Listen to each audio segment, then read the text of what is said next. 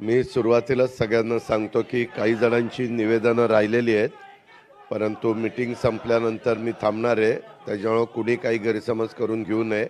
काय होतं, सभा चालूत असताना तुम्ही निवेदन दिली की सभा जरा डिस्टर्ब होते. मी सुरुवातीलाच आपल्या सगळ्यांचे सहकारी ज्यांनी आता मार्गदर्शन दिलं ते प्रफुल्लजी पटेल साहेब, सुनील तटकरेजी, छगन भुजबळजी, तसंच उपस्थित असणारे रामराजे नाईक निंबाळकरजी, हसन मुश्रीफजी, नरहरी झिरवाळजी, धर्मबाबा अत्रमजी, संजय बनसोडेजी, सुबोध मोहितेजी, समीर भुजबळजी, नरेंद्र राणेजी, शिवाजीराव नलवडेजी, शिवाजीराव गर्जेजी, आपले राष्ट्रवादी काँग्रेस पक्षाचे सर्व लोकसभेचे सन्माननीय उमेदवार,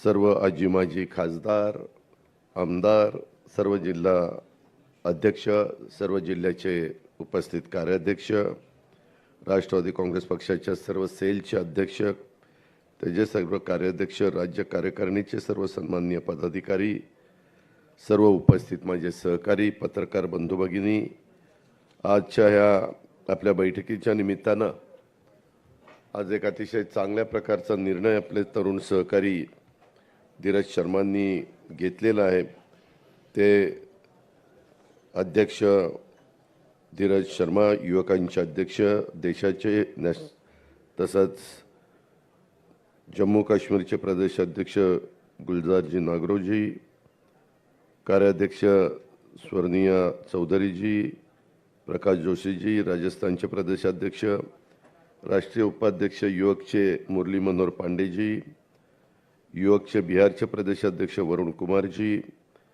आसामचे युवक अध्यक्ष प्रदेशाध्यक्ष अनूप दासजी, उत्तराखंडचे सौरव अहुजाजी, आमच्या गुजरातचे जिग्नेश जोशीजी, हरियाणाचे निलेश शर्माजी, बिहारचे प्रदेशाध्यक्ष अविनेश पाठकजी, गुजरातचे रोहित टाडाजी, उत्तर प्रदेशचे रोशन सैनीजी, हरियाणाचे साहिबान अहमदजी, सर्व आज आमच्या लिस्ट बरीच मोठी आहे, परंतु धीरज शर्माजींच्या बरोबर ज्यांनी आजपासून आपल्या सर्वांच्या बरोबर काम करण्याचा निर्णय घेतला, राष्ट्रवादी काँग्रेस पक्षाच्या बरोबर काम करण्याचा देश पातळीवर आणि त्या राज्यामध्ये जो निर्णय घेतला, ते उपस्थित असणारे सर्व ज्यांनी प्रवेश केला ते सर्व आमचे सहकारी, जमलेल्या बंधू भगिनींनो, माझ्या तरुण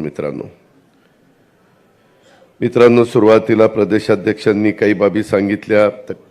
भुजबळ साहेबांनी, प्रफुल्लभाईंनी त्यांनी पण आपल्याला मार्गदर्शन केलं. धीरजनी कशा कारणाकरता तो फार खोलात शिरला नाही, हरकत नाही, परंतु ज्यावेळेस मी धीरजशी स्वतः बोललो, स्वतः प्रफुल्लभाई बोलले, स्वतः सुनील तटकरेजी बोलले, इतर पण अनेक सहकारी मला सतत फोन होत होते, 15-1 दिवसात दादा आम्हाला धीरजला घेऊन तुमच्याशी बोलायचं आहे. आणि तशा पद्धतीने, कारण आज अनेक ठिकाणी संघटनेची जबाबदारी धीरज शर्मांच्यावर आपल्या राष्ट्रवादी काँग्रेस पक्षाने आपण एकत्र सगळे काम करत असताना दिलेली होती. ते वर्किंग कमिटीचे मेंबर होते, नॅशनल स्पोक्समन होते, तसंच इंडिया यूथ फ्रंटचे कन्व्हेनर होते, नॅशनल प्रेसिडेंट नॅशनलिस्ट यूथ काँग्रेसचे होते, को इन्चार्ज सेंट्रल ऑफिसचे नॅशनलिस्ट काँग्रेस पार्टीचे होते, आणि स्टार कंपनीवर महाराष्ट्र लोकसभा समिती हे जे पण ते त्या ठिकाणी पदाधिकारी होते. आणि त्यांच्याबरोबर असंख्य सहकारी आज त्यांच्याबरोबर आलेले आहेत. आपण सगळ्यांनी ते पाहिलं. त्यांना प्रत्येकाला आपली आपली 2-2 मिनटं बोलायचं होतं, परंतु वेळेअभावी ते त्यांचे विचार त्या ठिकाणी मांडू शकले नाही. परंतु मित्रांनो, आपण सगळेच जण, म्हणजे भुजबळ साहेब तर जे साक्षीदार आहेत, प्रफुल्लभाई साक्षीदार आहेत, सुनील तटकरेजी साक्षीदार आहेत. 10 जून 1999ला शिवाजी पार्कला ज्यावेळेस पवार साहेबांनी, संगमाजींनी, तारिक अनवरजींनी आणि असंख्य मान्यवरांनी, मग त्याच्यामध्ये भुजबळ साहेब होते, पिचड साहेब होते, प्रफुल्ल पटेलजी होते, पदमसिंह पाटील होते, विजयदादा होते, मोहिते पाटील, मधुकर पिचड होते, हे सगळेजण सिनियर नेते.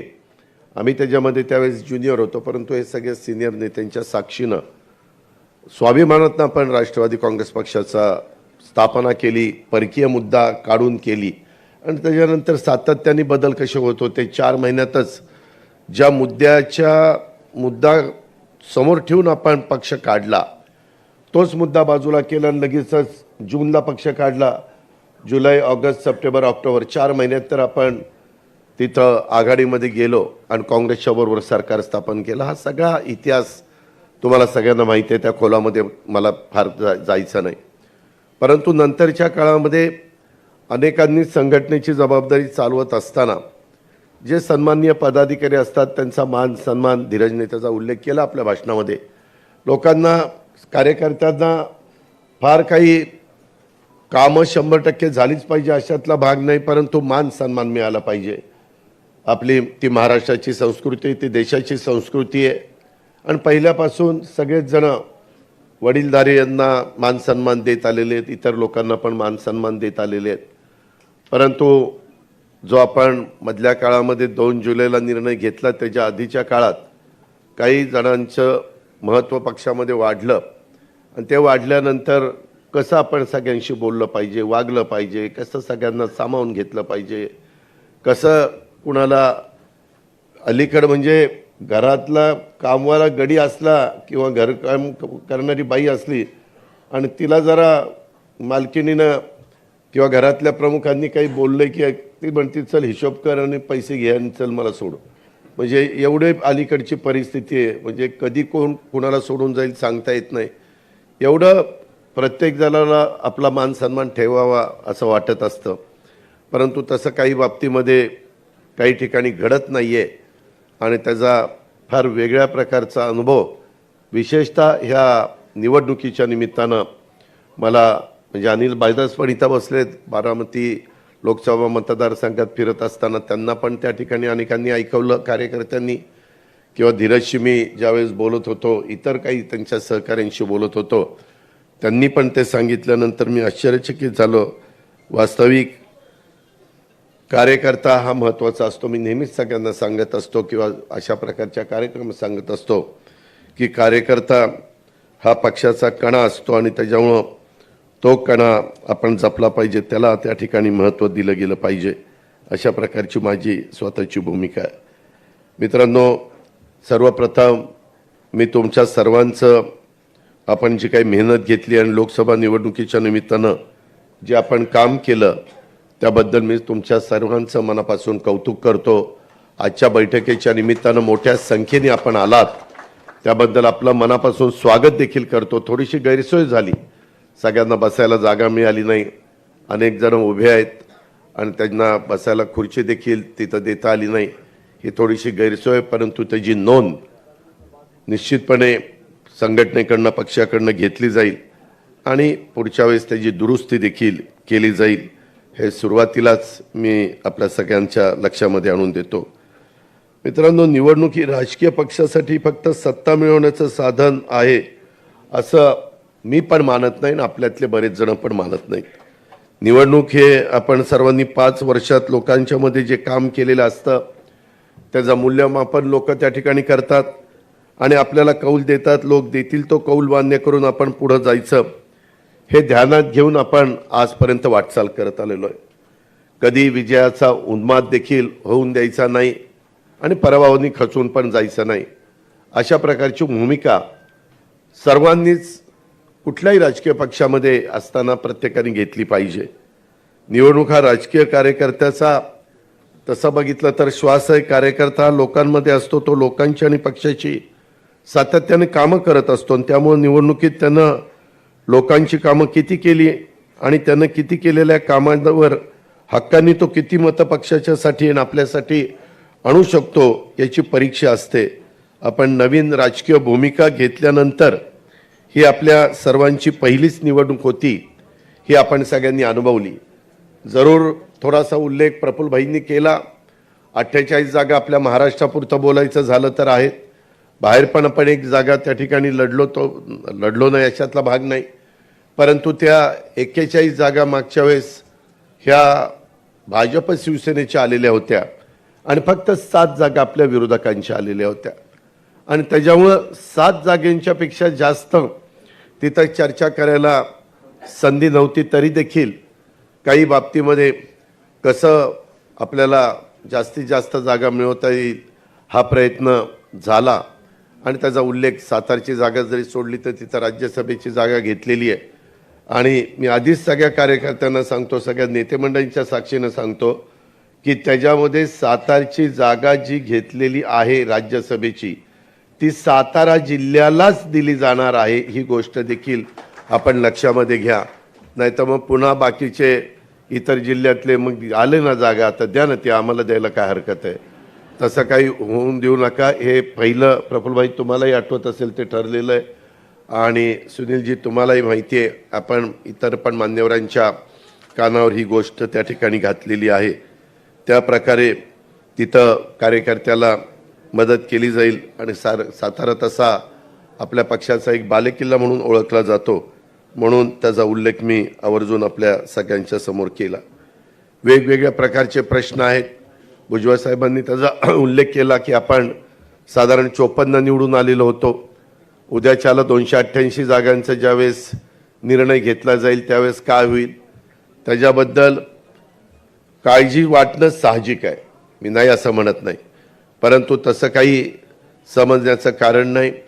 त्याच्यामध्ये व्यवस्थितपणे पक्षाच्या कार्यकर्त्यांचा, पक्षामध्ये काम करणाऱ्या सगळ्या माझ्या जीवाभावाच्या सहकाऱ्यांचा मान सन्मान ठेवला जाईल. त्या जिल्ह्यामध्ये साधारण काही ना काही राष्ट्रवादी काँग्रेस पक्षाला जागा मिळेलच अशा प्रकारची आखणी करूनच आणि थोडंसं सुरुवातीपासूनच ह्याच्यामध्ये लक्ष घालून, कारण नंतर काही वेळेस इतका शेवट आता नाशिकच्याच जागेच्या संदर्भात तुम्हाला आठवत असेल तिथं खाली बहुतेक आमदार आपल्या विचाराचे होते, म्हणजे भाजपाने आपल्या विचाराचे, आणि तिथली जागा तिथं देत असताना थोडा विलंब लागला आणि त्याच्याबद्दल अनेकदा माणिकरावांनी असेल, सरोजने असेल, बाकीच्या आमच्या हिरामणने असेल किंवा इतर माझ्या सहकाऱ्यांनी पण तिथल्या बोलून दाखवलं की ह्याच्याबद्दल असं करून चालणार नाही.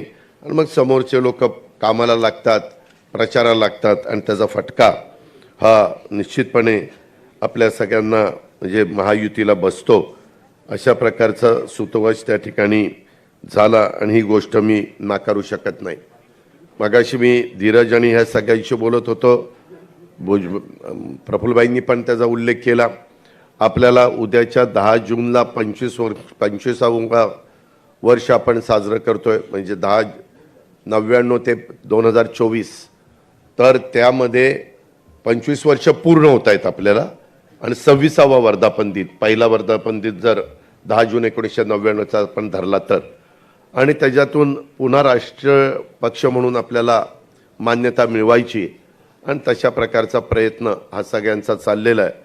आजच्या ह्या पक्षप्रवेशाच्या मुळं धीरज आणि बाकीच्या सगळ्या प्रदेशाध्यक्षांनी युवकच्या आणि इव्हन फादरच्या पण अध्यक्षांनी ज्यांनी प्रवेश केलेला आहे त्याच्यातनं तिथं पक्षाची ताकद वाढवण्याच्या करता निश्चितपणे मदत झाल्याशिवाय राहणार नाही. त्यांचं सर्वांचं आपण स्वागत केलेलंच आहे. आणि पुढचं अधिवेशन कुठं घ्यायचं ज्याचा उल्लेख सुनील तटकरे यांनी केला, मग ते षण्मुखानंदला घ्यायचं का तालकटोराला दिल्लीमध्ये घ्यायचं ते आम्ही त्या ठिकाणी ठरवू.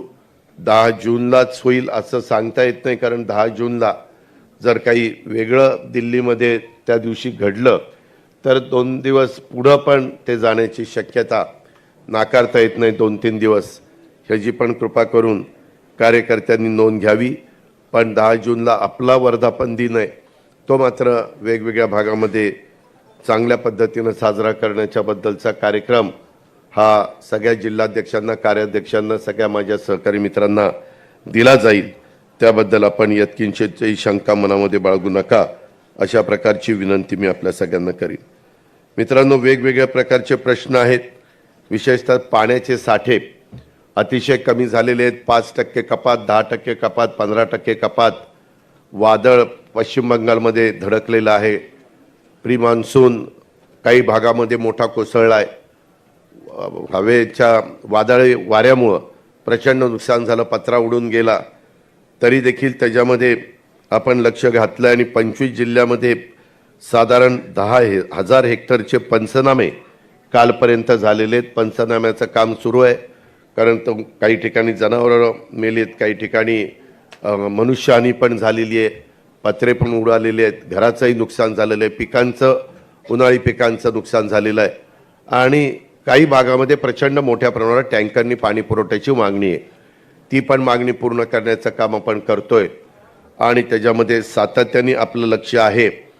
त्यामध्ये ज्या दिवशी आपल्या इकडचं मतदान झालं त्याच्यानंतर ताबडतोबच मंत्रालयामध्ये बसून आमचा सगळ्यांचा आढावा चाललेला आहे. स्वतः मुख्यमंत्री पण घेत आहेत. आज देखील राज्यातील मान्सून पूर्व तयारीच्या अनुषंगाने आढावा बैठक होती, पण तो आपली बैठक लागल्यामुळं आम्ही मुख्यमंत्र्यांना म्हणालो की उद्या 12 वाजता ती बैठक घ्या.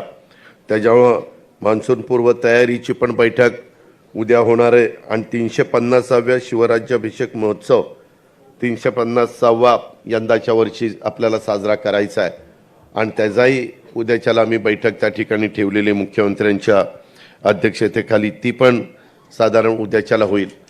मला लोकप्रतिनिधींना इथं बरेचसे आमदार आहेत म्हणून त्यांना सांगायचं आहे की या सगळ्याच्या संदर्भात मदत पुनर्वसन खात्याचे मंत्री इथंच आहेत. किती तारखेला आपण बैठक घेतली होती? 21 तारखेला. 21 तारखेला आम्ही बसलो होतो मंत्रालयामध्ये. आम्ही फार टी व्हीकडं किंवा प्रेसकडं जात नाही. बैठक घेतली ना अमकं झालं तमकं झालं, फोटो काढा आणि ते सोशल मीडियाला टाका आणि ते अमकं करा. त्याच्यामध्ये थोडीशी आचारसंहितेची अडचण होती. आपण खरं तर 20 तारखेला महाराष्ट्रातल्या निवडणुकीचं मतदान झालं 5व्या टप्प्यातलं आणि ते झाल्यानंतर आम्ही नितीन करीर म्हणून आपले चीफ सेक्रेटरी आहेत त्यांना सांगितलं तुम्ही निवडणूक आयोगाला कळवा की आता इथं आचारसंहिता शिथिल करा, काढून टाका नका, शिथिल करा की ज्याच्यातनं काही निर्णय मंत्र्यांना घ्यायला सोपं जाईल, कॅबिनेट घेता येईल, कॅबिनेटमध्ये देखील काही निर्णय घेता येतील. कारण आज माझ्याकडे सकाळी काय आमदार भेटायला आलेले होते आणि त्यावेळेस त्यांनी विषय काढला. मी नितीन करीरांना फोन लावला आणि विचारलं की त्यांना आढावा बैठक घेता येईल का, तर ते लोकप्रतिनिधी असताना देखील दुष्काळी आढावा बैठक त्यांना घेता येत नाही. म्हणून आम्ही त्याच दिवशी पत्र पाठवलं आणि बाबा ते लवकर आम्हाला कळवा. तिथं त्यांची परवानगी घेऊन करता येतं, परंतु अजूनपर्यंत आलं नाही. कदाचित आज काही त्याच्याबद्दलचं मत ते व्यक्त करतील, परंतु तो निवडणूक आयोगाचा अधिकार आहे. ही गोष्ट आपल्याला मान्यच करावं लागेल. आता आजच्या पण ह्या 2 बैठका उद्यावर आपण ढकलल्यात, त्याच्याबद्दल देखील आपण त्यांची पूर्व परवानगी घेतलेली आहे. हे पण मी आपल्या सगळ्यांच्या लक्षामध्ये आणून देऊ इच्छितो. आणि त्याच्यामुळं ह्या दुष्काळाच्या बद्दलचा पिण्याचा पाण्याचा प्रश्न, अवकाळी पाऊस, वादळी वारं, हे सगळं जे काही झालेलं आहे त्याच्या संदर्भामध्ये कुठंही काही अपघात, वेगवेगळ्या प्रकारचे, पुण्यामध्ये झालेली घटना, जळगावमध्ये झालेली घटना, नागपूरमध्ये झालेली घटना, डोंबिवलीचा झालेला स्फोट, त्याच्यामध्ये नाहक काही जणांचा बळी गेला, अनधिकृत होल्डिंगचा अपघात जो झाला त्याच्यामध्ये बऱ्याच ज्यांचा काही संबंध नव्हता अशा निष्पाप लोकांना स्वतःचा जीव गमवावा लागला. अशा काही घटना ह्या अलीकडच्या काळामध्ये घडतायत.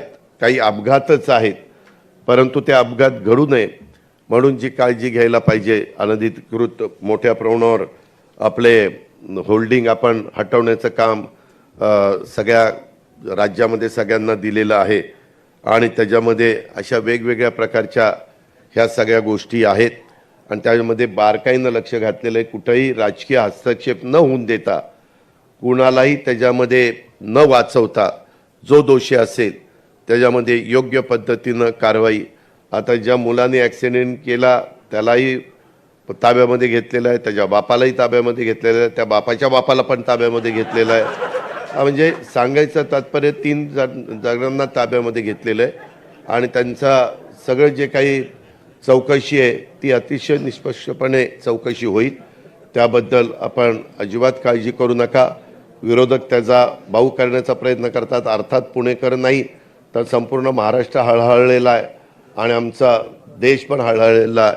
तशा प्रकारच्या बातम्या पण आपण सगळ्यांनी बघितलेल्या आहेत आणि त्याच्याकरता कायदा सुव्यवस्था नीटपणे चोख व्यवस्था राहण्याच्या दृष्टिकोनातनं जी काही खबरदारी राज्य सरकार म्हणून राज्य सरकारने घेतली पाहिजे, पोलीस खात्याने घेतली पाहिजे, ती निश्चितपणे घेण्याचं काम चालू आहे आणि त्याच्यातनं काही पोलीस पण सस्पेंड केले, काही डॉक्टरांना पण ते रक्त तपासणीच्या मध्ये काही गडबड केलेली आहे, त्याच्याही बद्दल त्यांच्यावर ॲक्शन घेण्यात आलेली आहे.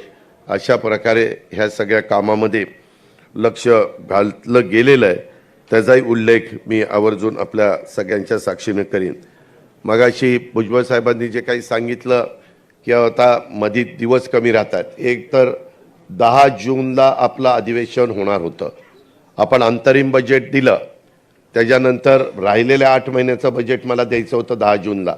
10 जूनला पहिल्यांदा पुरवणी मागण्या आल्या असत्या आणि नंतर मी बजेट मांडणार होतो, पण ते थोडंसं पुढं जाईल. कामकाज सल्लागार समितीची बैठक उद्याच्याला मी CM साहेबांना मध्ये एकदा सांगितलं, परंतु आज गडकरी साहेबांचा वाढदिवस आहे, मी त्यांच्या वाढदिवसाच्या निमित्तानं देखील आपल्या सर्वांच्या वतीनं त्यांना मनपूर्वक शुभेच्छा या ठिकाणी देतो. सकाळीच माझा फोन झालेला होता, पण त्या निमित्तानं उद्याच्याला आम्ही कामकाज सल्लागार समितीची बैठक कधी घ्यायची ते ठरवू आणि ते 10 जूनलाच ठेवायचं का 17 जूनला करायचं का अजून काही 23 जूनला करायचं ते ठरवलं जाईल आणि ते तुम्हाला सगळ्यांना पेपरमध्ये मीडियाच्या माध्यमातून पाहायला मिळेलच आणि त्याचा बाकीच्या पण तुम्हाला त्याच्या संदर्भातले व्हॉट्सअप केले जातील. अशा प्रकारची माहिती मी ह्या निमित्तानं आपल्या सगळ्यांना देतो. एकंदरीतच मगाशी बोलत असताना आणि हां, त्याच्यामुळं ते बजेट एकदा दिलं की त्या बजेटमधले मगाशी त्यांनी भुजबळ साहेबांनी मुंबई पदवीधर, मुंबई शिक्षक हे 2 मतदारसंघाची निवडणूक लागली आणि ती पार सिंधुदुर्ग, रायगड, रत्नागिरी, मुंबई, ठाणे, पालघर असा तो बरा मोठा मतदारसंघ आहे, बरोबर ना? नाही, ती एक झाली. नाशिकची दुसरी, नाशिक, जळगाव, नगर, नंदुरबार आणि धुळे ती दुसरी निवडणूक आहे आणि त्याच्यामुळे या पुन्हा आचारसंहिता. तर भुजबळ साहेबांचं मत बरोबर आहे की फक्त शिक्षक तिथे वोटर असतात आणि काही ठिकाणी पदवीधर तिथं वोटर असतात पदवीधर मतदारसंघात. तर तशा पद्धतीनं ह्या सगळ्याच सारख्या अशा निवडणुका लागल्या तर मग काहीच काम करता येणार नाही. तर त्याची परवानगी आपण घेऊ आणि त्याच्यात लोकप्रतिनिधींना पण त्यांच्या ह्या मधल्या काही काळामध्ये जी काही कामं करणं तातडीनं गरजेचं आहे त्या प्रकारे कामं केली जातील. मी पण साधारण 7 दिवसातले 4 दिवस मंत्रालयात बसणार आहे आणि 3 दिवस फिरतीवर राहणार आहे. आपल्याला आता विभागाचे पण मेळावे घ्यावे लागतील, आपल्याला आता जिल्ह्याचे पण मेळावे घ्यावे लागतील, आपल्याला सुरुवातीपासूनच कामाला लागावं लागेल. मागच्या वेळेस आमचं ठरलेलं होतं, एक बघा वल्लभभाई पटेलचा स्टेडियम ना, ते वल्लभभाई पटेल स्टेडियमवर एक मेळावा झाला आणि त्याच्यानंतर जिल्ह्याचे पण मेळावे घ्यायला लावले, महायुतीचे ते पण झाले. पण आमचे नंतर विभागाचे मेळावे काही घेऊ असं करून ते हे झालं. मी उद्याच्याला त्यांना सांगेल की आपण एकत्र घेऊ, परंतु त्यांना जर त्याच्यातनं वेळ नाही मिळाला तर किमान राष्ट्रवादी काँग्रेस पक्षाचे तर आपण त्या ठिकाणी सुरूच करू, कारण काही ठिकाणी पाऊस असतो, कोकणात पाऊस सुरुवातीला येतो, काही ठिकाणी उशिरा येतो. तर त्याचं साधारण गणित बघून आपण ते मेळावे घेऊ, जेणेकरून आपल्याला आता विधानसभेच्या तयारीला तातडीनं लागणं नितांत गरजेचं आहे. ही गोष्ट देखील आपण सगळ्यांनी ध्यानामध्ये घेतली पाहिजे आणि त्याची नोंद पक्ष म्हणून पक्षाच्या स्तरावर आम्ही सगळ्यांनी घेतलेली आहे. ही पण बाब मी तुमच्या सगळ्यांच्या लक्षामध्ये आणून देऊ इच्छितो. वेगवेगळ्या बराचसा अनुभव निवडणुकीच्या निमित्तानं आला. मला बऱ्याचदा वाटायचं की देश पातळीवरची निवडणूक आहे का कुठली निवडणूक आहे, कुठलाही मुद्दा चालायचा, रोज सकाळी 9:30-10ला तर भोंगा वाजतोच, तो तर काही हटतच नाही. मग ते काहीतरी भोंगा वाजला की त्याला कोणीतरी उत्तर द्यायचं आणि मीडिया पण त्याच बातम्या चालवतो. अशा पद्धतीनं म्हणजे देशाचं भवितव्य ठरवणारी निवडणूक, 140 कोटी जनतेचा कारभार 5 वर्षाच्या करता कोणाच्या हातामध्ये स्थिर राहू शकतो ही निवडणूक. आणि असं असताना मात्र कुठंतरी जातीपातीचा विचार केला जात होता. आता वास्तविक मायनॉरिटीच्या बद्दल एवढे चांगले निर्णय, मी पण अनेक वर्ष सरकारमध्ये आहे, मी पण काँग्रेसच्या बरोबर म्हणजे भुजबळ साहेब असतील, आम्ही सगळ्यांनीच अनेकांनी काँग्रेसच्या बरोबर पण सरकार आम्ही चालवले, त्याच्यामध्ये उद्धव ठाकरे साहेबांच्या बरोबर पण सरकार चालवलं, त्याच्यामध्ये आत्ता आम्ही एकनाथराव शिंदे देवेंद्रजींच्या बरोबर पण सरकार त्या ठिकाणी चालवतोय. आणि या सगळ्या काळामध्ये जे जे आत्ता निर्णय झाले त्याच्यात सगळ्यात चांगले निर्णय ह्यावेळेस झालेले. तर मायनॉरिटीला चांगल्या प्रकारचा निधी आपण आमदारांच्या मार्फत दिलेला होता.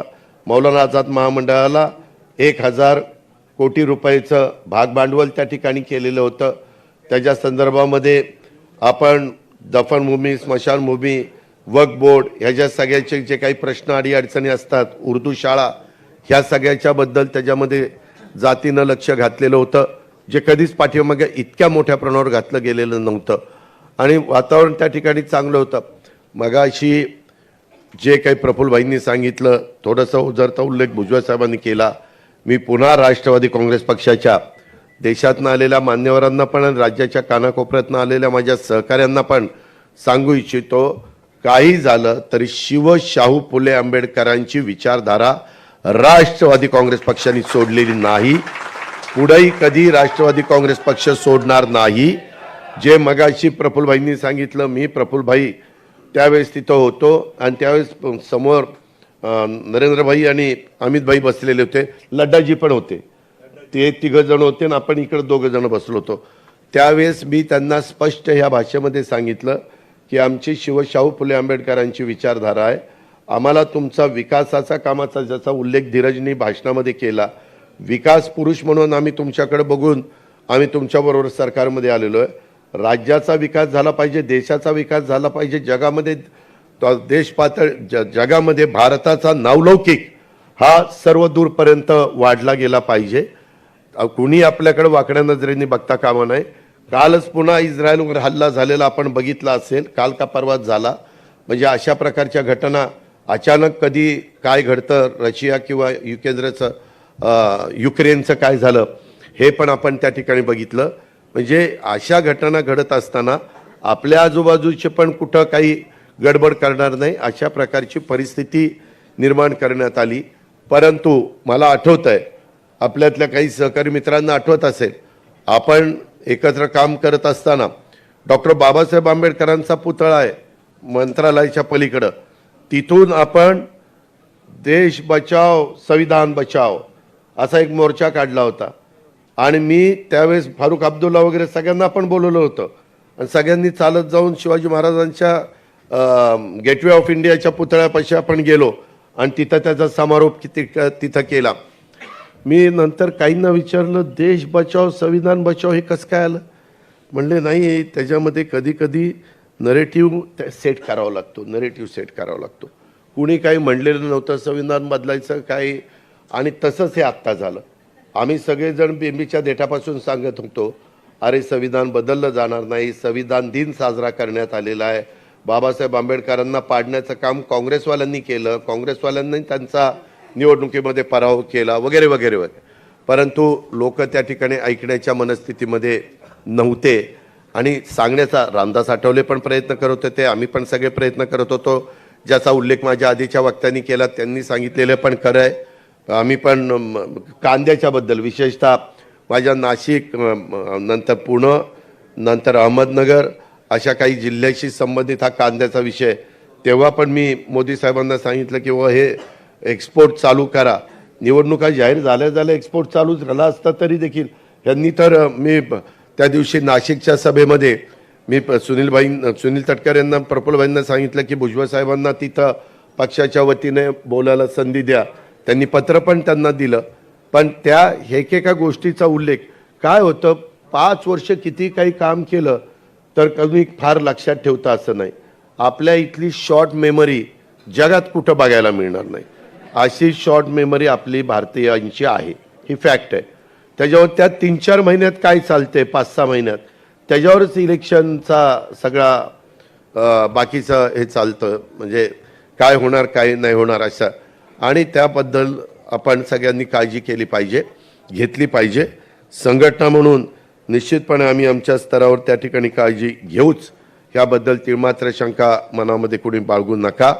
पण एकंदरीत मला आठवत आहे, आम्ही ज्यावेळेस एकत्रपणे आपण काम करायचो त्यावेळेस कधी कधी आम्हाला सांगितलं जायचं, जरा शिवसेनेवर टोकाची भूमिका घ्या, शिवसेनेला ठोका, शिवसेनेवर त्या म्हणजे आपण एकत्र महाविकास आघाडीत असताना मी त्यांना विचारायचो काय, ते म्हणले शिवसेनेला ठोकल्यावर अल्पसंख्याकांना फार समाधान मिळतं, आनंद वाटतो. म्हणजे शिवसेनेला हे विरोध करतात आणि यावेळेस तर अल्पसंख्याक तर शिवसेनेबरोबरच जायला निघाला होता. म्हणजे काय कुठं कसं गणित बदलतं काय ते ब्रह्मदेव आला तरी सांगू शकणार नाही यावेळेस काय होणार आणि काय नाही. त्या माझ्या बीड, जालना आणि परभणी ह्या जिल्ह्यात तर जातीवादावरच इलेक्शन गेलं. मराठे तर म्हणजे काही काही गावामध्ये हेच सुरू झालं. म्हणजे अरे कुठं देश चाललाय, काय चाललंय, जग कुठं चाललंय, आपण कुठल्या अजून जातीपातीमध्ये कुठं अडकून बसतोय. ह्याही गोष्टी ज्यावेळेस आपण शाहू फुले आंबेडकरांची विचारधारा म्हणतो, ह्या लोकांचा आदर्श डोळ्यासमोर ठेवून पुढे जायचं म्हणतो, मनुस्मृती वगैरे भुजबळ साहेबांनी सांगितलं, त्याच्यामध्ये कुठल्याही परिस्थितीत आपण सरकारमध्ये असेपर्यंत तरी तसं आपण कोणी होऊन देणार नाही, तुम्ही काळजीच करू नका. कारण माझं स्वतःचं दीपकशी पण बोलणं झालेलं आहे की सरकार, दीपक पण पूर्वाश्रमीचा राष्ट्रवादीचाच, आपणच त्याला आमदार केला आणि नंतरच्या काळात काही बदल झाला ती गोष्ट वेगळी. परंतु अशा पद्धतीनं कुठलंही ज्याच्यातून आपली जी काही ज्या विचारधारेतनं आपण सगळेजण पुढं चाललेलो आहोत त्या विचारधारेला कुठंतरी ठेच पोचेल, तिथं कुठंतरी धक्का लागेल, अशा पद्धतीनं मग त्याच्याबद्दल कितीही मोठी किंमत मोजावी लागली तरी चालेल, परंतु राष्ट्रवादी काँग्रेस पक्ष पाठीमागे येणार नाही, मागं हटणार नाही. ही पण गोष्ट मी आपल्या सगळ्यांना अतिशय स्पष्टपणे सांगतो. नाहीतर पुन्हा काहीतरी कुणीतरी पुढ्या सोडायचं काम करतंय आणि नको ती चर्चा त्या ठिकाणी सुरू करतात. हे स्पष्ट सगळ्यांनी त्याच्याबद्दलची नोंद आपण सगळ्यांनी घ्यावी, अशा प्रकारची माझी आपल्याला सूचना आहे. आता हे पुण्याच्या संदर्भामध्ये वेगवेगळ्या गोष्टी चाललेल्या आहेत. खरं तर आर पाटीलच गृहमंत्री असताना डान्स बार बंदी वगैरे आपण कायदा केलेला होता. आता ते डान्स बार बंदी असेल, पब बंदी असेल, ऑर्केस्ट्रा बार बंदी असेल, ह्याच्याबद्दल पण एकदा फेर विचार करून कशा पद्धतीनं नियम कायदे करायचे आणि त्याच्यातून कुठल्याही परिस्थितीमध्ये जे सज्ञान नाहीत अशा मुलांना ज्या गोष्टी नको त्या मिळतात आणि पालकांचंही लक्ष नसतं आणि मग त्याच्यात निष्पाप काही तरुणींना पण स्वतःचा जीव गमवावा लागतो, ते पण अजिबात होता कामा नये.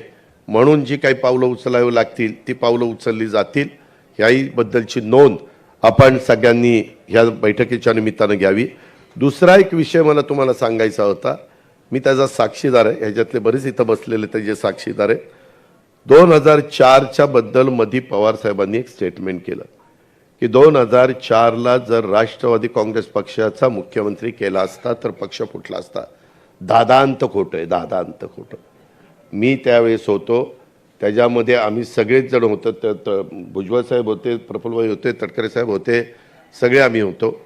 उलट आम्हाला वाटत होतं ते करावं आणि मी तर त्यावेळेस मुख्यमंत्री पदाचा मध्ये इंटरेस्टेड नव्हतो त्यावेळेस. तर त्यावेळेस मला वाटत होतं की भुजबळ साहेब त्या ठिकाणी होतील, कारण राष्ट्रवादी काँग्रेस पक्षाची स्थापना झाल्यानंतर खऱ्या अर्थाने महाराष्ट्राच्या कानाकोपऱ्यामध्ये राष्ट्रवादी पक्ष पोचवण्याचं काम कुणी जर केलं असेल तर ते भुजबळ साहेबांनी केलं. ही गोष्ट कुणी नाकारू शकत नाही. आम्ही सगळेजण बघत होतो, प्रचंड म्हणजे पहिले अध्यक्ष पण होते आणि त्यांनी कशा पद्धतीनं त्यावेळेस बाळासाहेब ठाकरेंच्या हिंदू हृदय सम्राट सरसेनापती बाळासाहेब ठाकरेंच्याबद्दल बोलणं म्हणजे लोक म्हणायचे अरे बापरे आता ह्याचं काही खरं नाही. परंतु त्यांनी ते किणी प्रकरण आणि काय कोण टी काय मी आता ते काही काढत नाही, परंतु ते सगळं काढलेलं होतं आणि त्याच्यातनं एक वातावरण असं निर्माण झालं. पण एवढं वातावरण निर्माण होऊन देखील आपण 58लाच थांबलो आणि काँग्रेसचं प्रचाराला कुणी नव्हतं तरी ते 75ला गेले आणि तिथली आपली संधी त्या ठिकाणी गेली. पण 2004ला पुन्हा सगळ्यांनी चांगल्या पद्धतीनं कामं केली आणि ती संधी आली. परंतु आता आपले नेते म्हणजे वरिष्ठ नेते जे काही सांगतायत की बाबा असं आहे तसं नाही, त्याच्यामध्ये खरं कारण असं आहे की 91ला काही नवे होते कुठं, पद्मसिंह पाटील तर मला आठवत आहे, प्रफुल्लभाई तुम्हालाही आठवत असेल, ज्यावेळेस 91ला पवार साहेबांना संरक्षण मंत्री म्हणून जाण्याची वेळ आली त्यावेळेस मॅक्झिमम आम्ही आमदार सेवा सदनला बसलो होतो. सेवा सदन हा सगळे सगळे आम्ही होतो. सेवा सदनला मेजॉरिटी तिथं एकत्र काँग्रेस होती आणि सगळ्यांनी पद्मसिंह पाटलांचं नाव दिलं होतं. त्याच्यात सुधाकरराव नाईकांचं नाव कुठं चर्चेला नव्हतं. सुधाकरराव नाईक सिनियर नेते आहेत, त्यांच्याबद्दल आदर आहे, त्यांच्या हाताखाली आम्ही भुजबळ साहेबांनी काम केलं, त्याच्यातनं गैरसमज कोणी करू नका. पण तिथं जाताना पद्मसिंहांना न करता पवारसाहेब शेवटी अंतिम निर्णय घेणारे साहेबांनी तो निर्णय घेतला आणि ते सरकार त्या ठिकाणी बदललं गेलं. आणि नंतर भुजबळ साहेब प्रफुल्ल आपले पद्मसिंह विजयदादा वगैरे त्या सगळ्या मंत्रिमंडळामध्ये राहिले. सांगायचं तात्पर्य तेव्हा तर पण त्यांचा विचार झालाच होता. ही कधीची गोष्ट 91 आणि नंतर कुठं आला 2004. म्हणजे हा मग 13, 14, 15 वर्षांनी संबंध आला. मग 14-15 वर्षांनी सगळे नौके होते, नौके म्हणायचं कारणच नव्हतं. पण आता काही पण सांगतात. मला बातमी कळलेली अशी आहे, माझी बातमी खरीच आहे, की त्यामध्ये नाईक साहेबांना मुख्यमंत्री केल्यानंतर नाईक साहेब 1 वर्ष देखील साहेबांचं त्यांनी ऐकलं नाही. 1 वर्षाच्या आतच नाईक साहेबांनी ते सावज टप्प्यामध्ये आलं की मी ते सावज टिपतो असं काय काय ते बोलले बघा. आणि 17 लोकांना आपल्याला भुजबळ साहेब काढून टाकलं.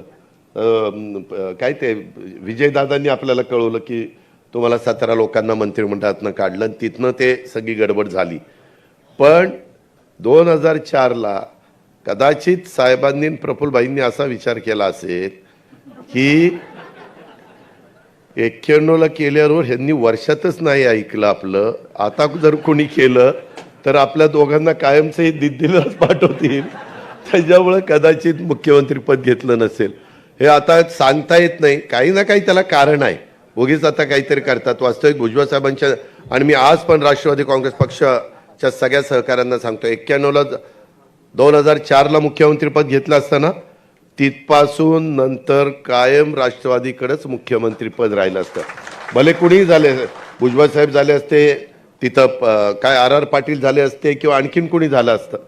पण सतत, कारण मुख्यमंत्र्याच्या हातात एवढी पॉवर असती की आता आम्ही अनेक सरकारमध्ये कामं केलेले असल्यामुळे ते बघतो. परंतु हरकत नाही, आता तेच उघडण्यात बसण्यात अर्थ नाही. सांगायचं तात्पर्य आपण पुन्हा जोमाने कामाला लागू. जास्तीत जास्त जागा घेण्याची जबाबदारी आम्ही सगळेजण जे चर्चा करतो.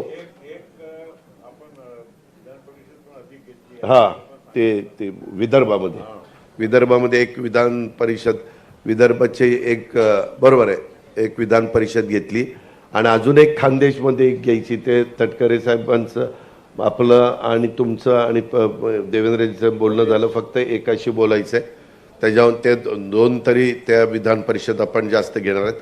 सांगायचं तात्पर्य, जरी आपण कुठंतरी युतीमध्ये तडजोड करण्याच्या करता काही म्हणतात ना, युद्धात जिंकले पण तहात हारले असं फलानं, तसलं काय होणार नाही. युद्धात पण जिंकलं जाईल आणि तहात पण जिंकलं जाईल. तुम्ही काही काळजी करू नका. त्या पद्धतीनं आपण काम करू. आणि इतर जर मान्यवरांनी, खरं तर काही आज आम्हाला काही जिल्हाध्यक्षांच्या पण काही बाबी ऐकायच्या होत्या, परंतु वेळ बराच झालेला होता आणि धीरजनी पण सांगितलेलं होतं, धीरजची चर्चा झाली नाही. सगळे मान्यवर परराज्यातनं सगळे आलेले होते. थोडंसं घाईत हे सगळ्या गोष्टी झाल्या, परंतु एकदा तुम्हाला सगळ्यांना घेऊन बसणं गरजेचं होतं. बरेच जण आमदार अजून परदेशी पण गेलेले आहेत, काही अभ्यास दौऱ्यावर गेलेले आहेत, काही फॅमिलीला घेऊन गेलेले आहेत. अभ्यास दौरा कसा असतो ते नरहरी झिरवळांना माहिती आहे. परदेशातला अभ्यास दौरा तर त्याच्यामध्ये हरकत नाही. पण काहींना वाटतं की काही जण म्हणजे जावं 4 दिवस कुठं फॅमिलीला घेऊन, आणि त्या पद्धतीनं काही जण येऊ शकलेले नाहीत. आणि काही बाबतीमध्ये आम्ही खरं तर 22लाच मीटिंग घेणार होतो, परंतु त्यावेळेस लगेच मीटिंग घेणं बरोबर नाही म्हणून ती आज 27ची तारीख आपण काढली. मला लोकप्रतिनिधींना पण सांगायचं, त्यांचे जे काही असणारे काही प्रश्न असतील, इतर काही गोष्टी असतील, ते याच्याबद्दल कुठल्याही अफवांच्यावर कुणीच कार्यकर्त्यांनी, अध्यक्षांनी, सहकाऱ्यांनी विश्वास ठेवू नका. आत्ता आम्ही जे काही सांगितलेलं आहे ते त्याच पद्धतीनं आपल्याला सगळ्यांना पुढं जायचं आहे. त्याच्यामुळं कारण नसताना वेगवेगळ्या 4 तारखेच्या निकालाच्या बद्दल तर मगाशी प्रफुल्लभाईंनी थोडंसं विस्तृतपणे सांगितलेलं असल्यामुळे मी त्या खोलामध्ये जात नाही. इतर पण काही निवेदन दिलेले आहेत, काहींना अजून काही सेलचे पदाधिकारी म्हणून पाहिजे, आणखीन काही वेगवेगळ्या ठिकाणी पाहिजे, त्याच्याबद्दल पण आपण योग्य ती कारवाई करू. ह्याबद्दलची पण नोंद आपण सगळ्यांनी ह्या निमित्तानं घ्यावी. आणि आज महायुती एक सरकार म्हणून कुठल्याही बाबतीमध्ये हे जे काही नैसर्गिक संकट आलेलं आहे त्याच्यावर मात करण्याच्या करता, त्याच्यातनं मार्ग काढण्याच्या करता कुठं कमी पडत नाही. एक चर्चा अशी पण चाललेली आहे की जून महिन्यात कदाचित पाऊसच पडणार नाही आणि मधी अशी परवा कोणीतरी पवार साहेबांनीच एक चर्चा केलेली होती आणि ते धनंजय काहीतरी परदेशात गेलाय, धनंजयच्या मुलीचा एक पदवीदान समारंभ आहे, त्याच्याकरता गेला. वास्तविक आम्ही सगळेजण या शेतकऱ्यांच्या प्रश्नाच्या संदर्भात, कारण आम्ही पण शेतकरी आहोत, त्याच्यामुळे त्या संदर्भात पण आमचं सगळ्यांचं बारकाईनं लक्ष आहे. ही बाब आपण सर्व राष्ट्रवादी काँग्रेस पक्षाच्या सन्माननीय पदाधिकाऱ्यांनी, कार्यकर्त्यांनी, सहकारी मित्रांनी लक्षामध्ये त्या ठिकाणी घ्यावी, अशा प्रकारची मी आपल्याला सगळ्यांना विनंती करतो. त्यामुळं कुणी काही जण अशा प्रकारची स्टेटमेंट करतात आणि मग आपल्या पक्षाच्या एखाद्या मंत्र्यावर किंवा ते हजर का नव्हते, काय नव्हते, ते मला विचारूनच गेले होते. त्याच्या मुलीचा कार्यक्रम होता आणि पण आम्ही स्वतः त्याबद्दलच्या सगळ्या खरीपपूर्व आपण जो काही हे असतो त्याची पण तयारी, त्या बाबतीमध्ये खरीप हंगामपूर्व तयारी, बियाणं, खतं, औषधं ती पण व्यवस्थितपणे राज्यातली केलेली आहे. साधारण ज्या शेतकऱ्यांची कुठली मागणी कपाशीची असेल, मक्याच्या बियाण्याची असेल किंवा कुठल्याही बियाण्याची असेल किंवा DAP, पोटॅश आणि युरिया, हे पण ह्यावेळेस जरा आम्ही लिक्विड युरियाला जास्त महत्त्व दिलं आहे. आपण पण शेतकरी जे असतील त्यांनी जरा लिक्विड युरियाकडे वळलेलं जास्त शेतीच्या दृष्टीनं फायद्याचं ठरेल. अशा या सगळ्या बाबींचा फार बारकाईनं विचार करून आपण पुढं चाललेलो आहोत. ह्याची पण नोंद आपण सगळ्या राष्ट्रवादी काँग्रेस पक्षाच्या कार्यकर्त्यांनी घ्यावी, अशा पद्धतीने माझी विनंती है. फिर एक दफ़ा धीरज शर्मा जी और उनके साथ जो भी अलग अलग स्टेट के लोग आए हैं उनका सबका मैं तहे दिल से स्वागत करता हूं और मैं पूर्ण विराम